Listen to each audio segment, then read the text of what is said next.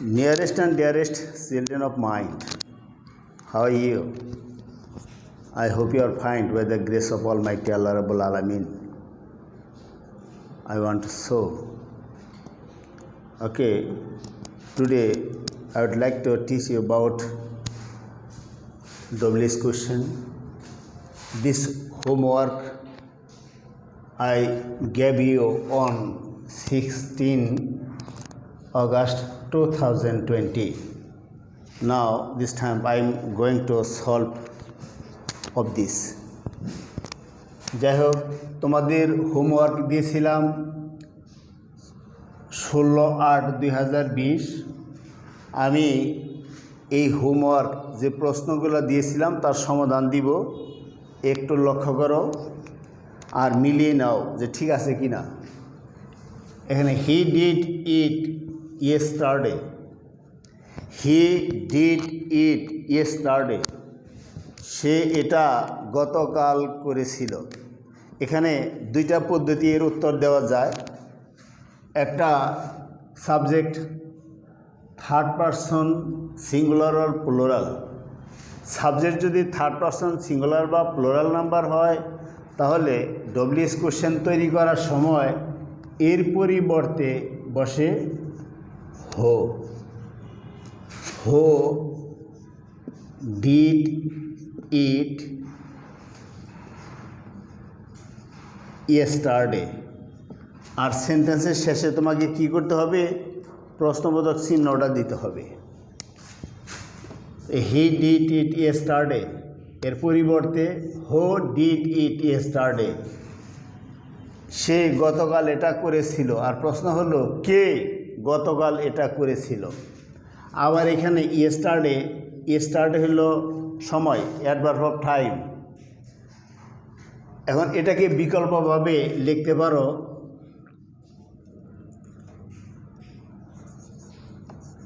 when did he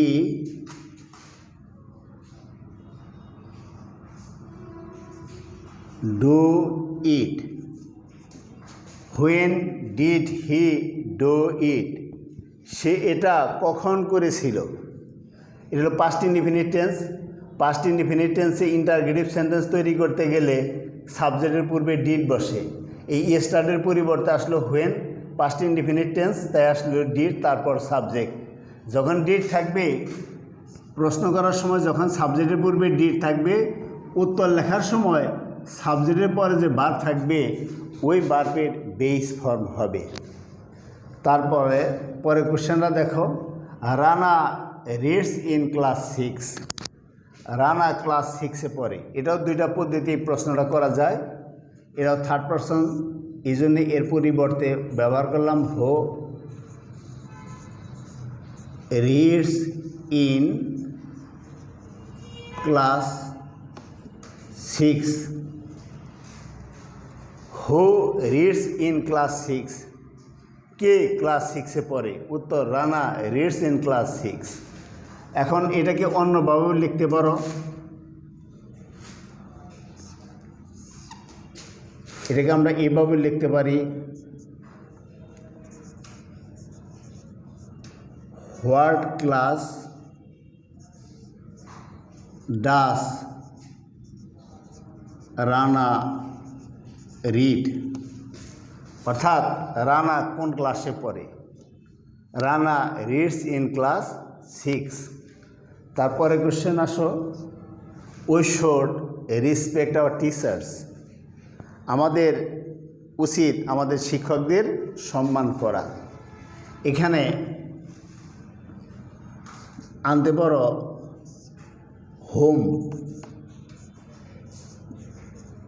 home should we respect, অর্থ দাঁড়াইল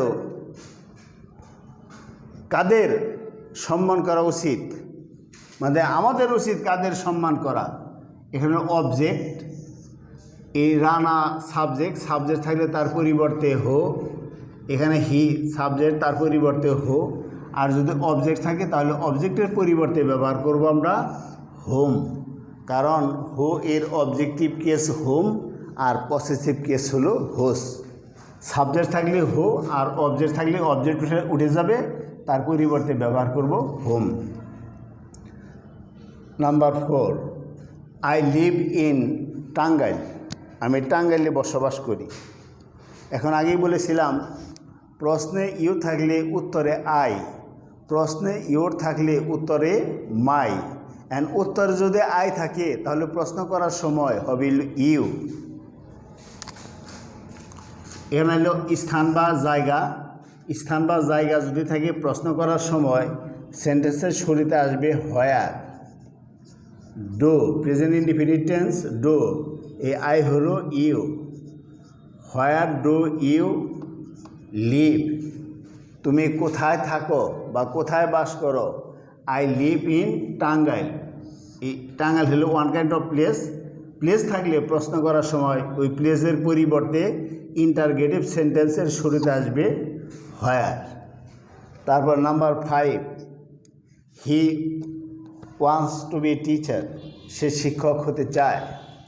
প্রশ্ন করব, এটাও দুইটা পদ্ধতি, third person singular number, singular বা প্লোরাল যাই কিছুই হোক, দুইটা পদ্ধতি। Who wants to be teacher, কে শিক্ষক হতে চায়?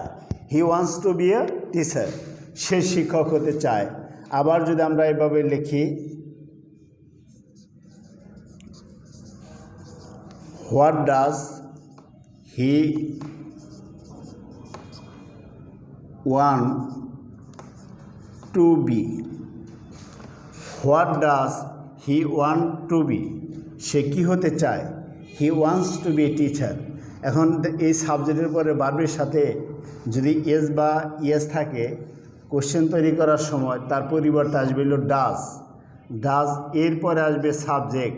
এখন ডাজ যখন ব্যবহারই করলাম তাহলে সাবজেক্টের পর যে ভার্ব থাকবে এই ভার্বের সাথে এস বা ইয়েস থাকবে না, অর্থাৎ ভার্বের বেস ফর্ম হবে। Number 6, they know nothing about Kamal. তারা কামাল সম্বন্ধে কিছুই জানে না। এর পরিবর্তে আমরা ব্যবহার করতে পারি হো নো নাথিং অ্যাবাউট কামাল। তারা কে?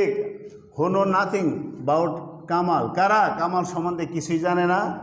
দে নো নাথিং অ্যাবাউট কামাল, তারা কামাল সম্বন্ধে কিছুই জানে না। যখন হো ব্যবহার করব সেন্টেন্সের শেষে আমাদের ব্যবহার করতে হবে প্রশ্নবোধক চিহ্ন দিতে হবে আর কি। আবার এভাবে লিখতে পারি আমরা,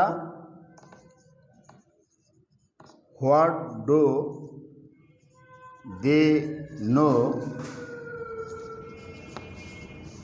about Kamal. What do they know about Kamal, তারা কামাল সম্বন্ধে কি জানে? উত্তর, they know nothing about Kamal, তারা কামাল সম্বন্ধে কিছুই জানে না। 10টা দিছি, এখানে 6টা লিখে আমি বুঝিয়ে দিতেছি।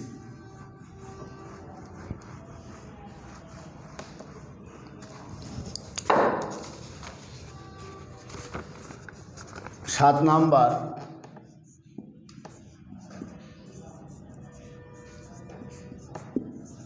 education is the backbone of a nation। অর্থাৎ শিক্ষাই জাতির মেরুদণ্ড। একটা জাতির মেরুদণ্ড হলো শিক্ষা। এই শিক্ষাটা কোনো ব্যক্তি না, এটা হলো বস্তু। বস্তু যদি কোনো সেন্টেন্সের সাবজেক্ট হয় তাহলে কোশ্চেন তৈরি করার সময় তার পরিবর্তে বসে what.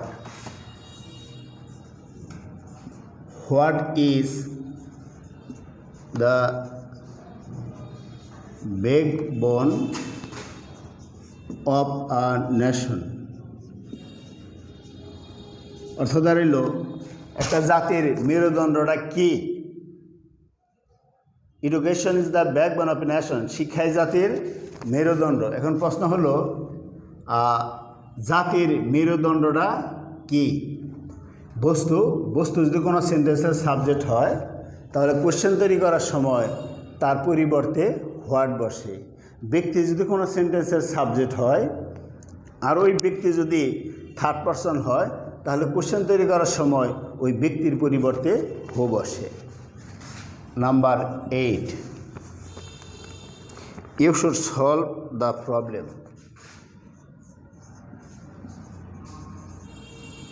You should solve the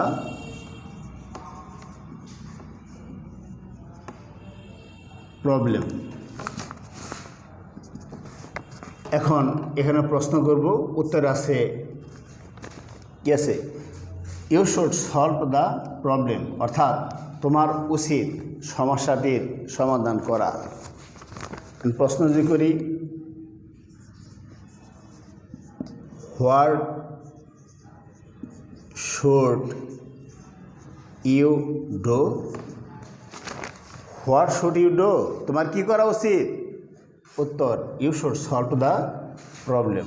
number 9,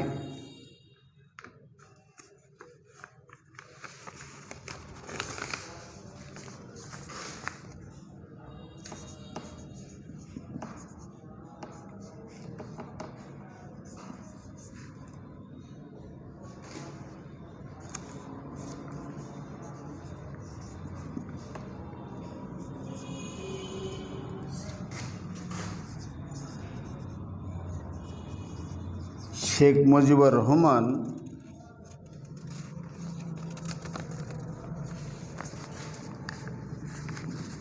is the father of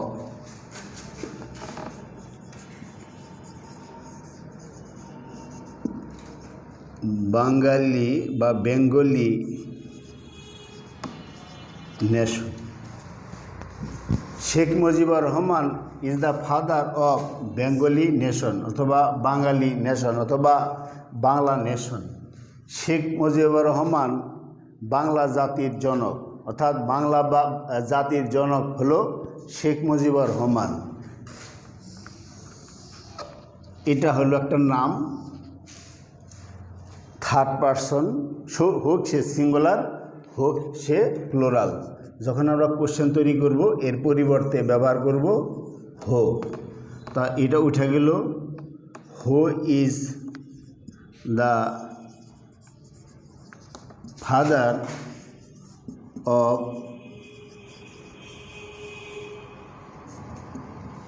Bengali nation, অর্থাৎ বাঙালি জাতির পিতা মানে কে? উত্তর আসলো Sheikh Mujibur Rahman is the father of Bengali nation. Number 10, we should abide by the law of our country. We should abide by the law of our country. We should abide by the law of our country. আমাদের উচিত আমাদের দেশের নিয়ম কানুন মেনে চলা। এটার উত্তরটা আমরা কিভাবে লিখব?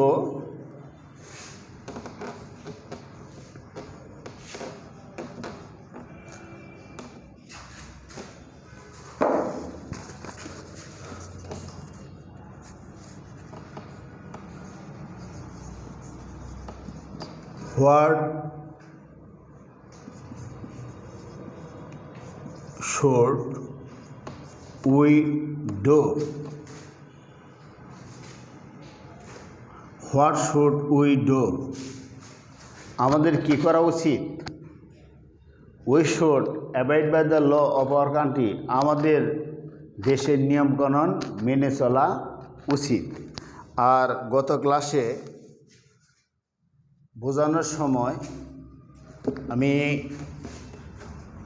একটা সেন্টেন্স লিখেছিলাম, এটা একটু লক্ষ্য করো।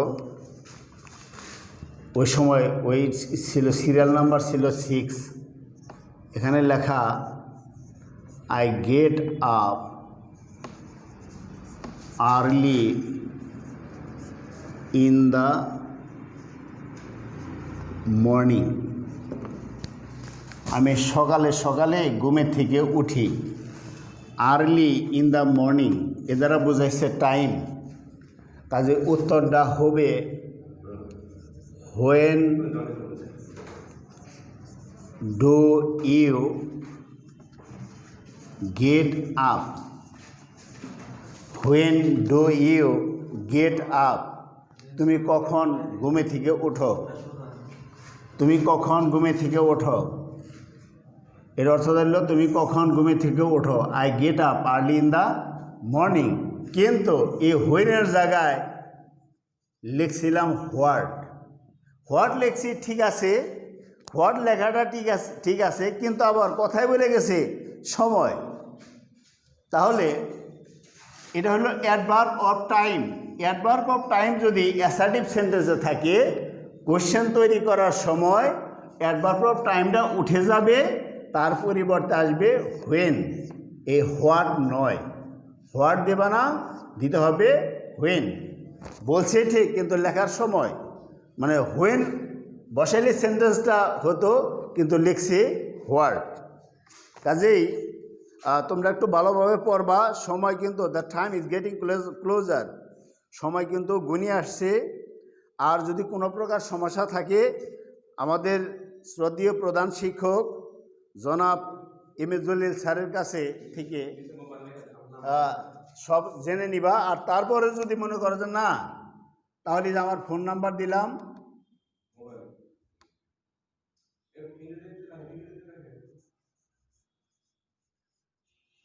Mobile number 01716206605।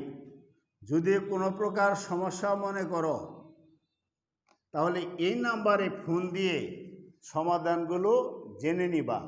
তোমাদের কোথায় কিভাবে সমস্যা হচ্ছে আমরা তো বুঝতে পারতেছি না। যখন আমরা ক্লাস নেই, ক্লাসে প্রশ্ন করো, ক্লাসে বুঝিয়ে দেওয়ার জন্য চেষ্টা করি। আমরা তো এই গেমই ক্লাস নিতেছি, আর তোমরা শুধু এই বোবার মতো দেখেই যাচ্ছ, তোমাদের মনের ভাবটা প্রকাশ করতে পারতেছ না। কাজেই কোনো প্রকার সমস্যা হলে কারেন্টলি এই নাম্বারে একটু ফোন করে ইংরেজির যত সমস্যা আছে সমাধানগুলা জেনে নিবা। আর ঠিক মতন পড়াশোনা করো। আজকের মতো এখানে শেষ করছি। ইনশাল্লাহ পরবর্তী ক্লাসে দেখা হবে। আল্লাহ হাফেজ।